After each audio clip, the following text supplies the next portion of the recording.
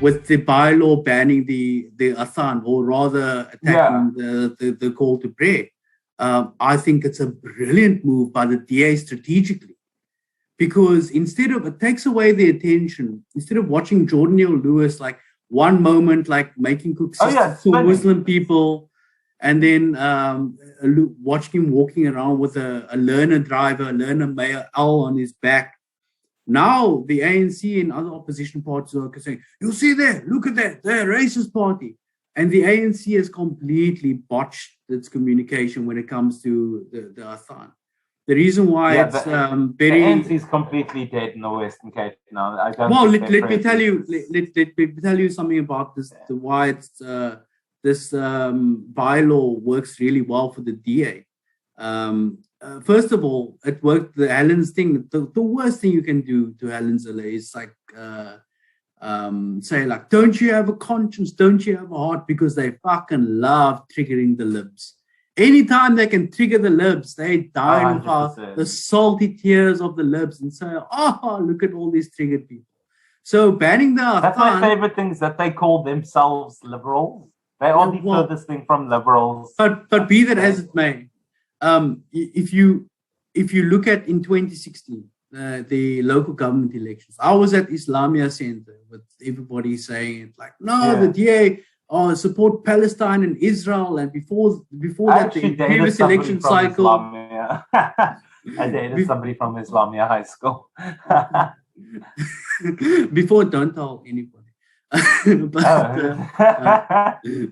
No names. And then before then, it was a case of, look at Natie Kirsch building the apartheid wall. So these things don't work with detracting the Muslim vote, who are going to vote for the DA, away from the DA.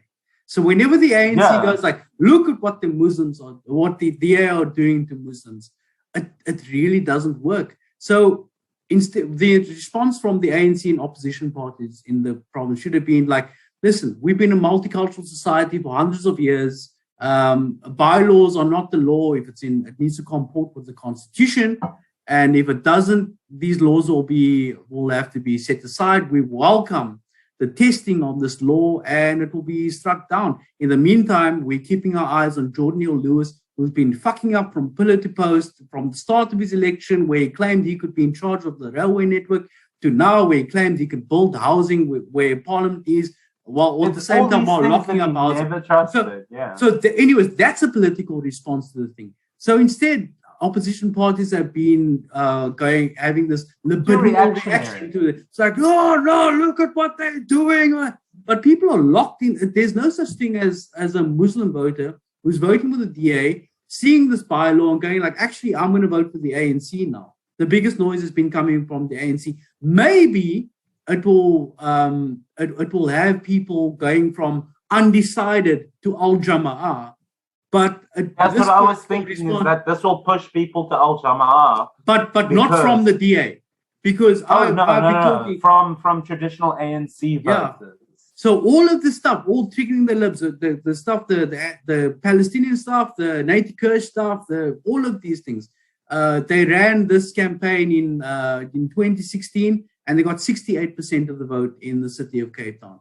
Doesn't make a single dent. In fact, triggering Muslim people for them, it shores up their base. It lets the ANC and opposition parties take their eyes off the ball. For example, they're not. Everybody has a chance to spin a story. Yeah, everybody and the ANC to spin a story around it. The ANC loves this. The ANC loves it when the DA do stuff like this, because it gives them a chance to get sound bites without doing any of the work, like reading the. But also, the ANC doesn't know how to handle. The ANC doesn't know how to handle the responsibility of having this information. They don't know how to use it correctly. Yes, because to their advantage. There are some councillors who know how to read the let me be diplomatic, because I don't want to get in trouble again. I'll talk to you, I'm going to get into trouble.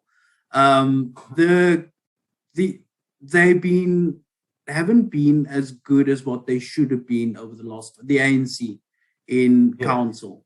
So to get to the bottom of things that happen in the budget, you have to study things, you have to read things, you have to go through line by line tender documents that are hundreds of pages long.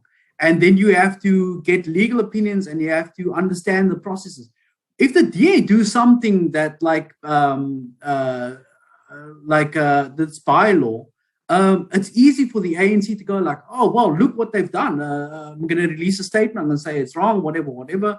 And it's the art of performative opposition politics, as opposed to opposition politics that it's the boring stuff, going through the budgets and the tenders and all those things that can really close down the political space of the DA.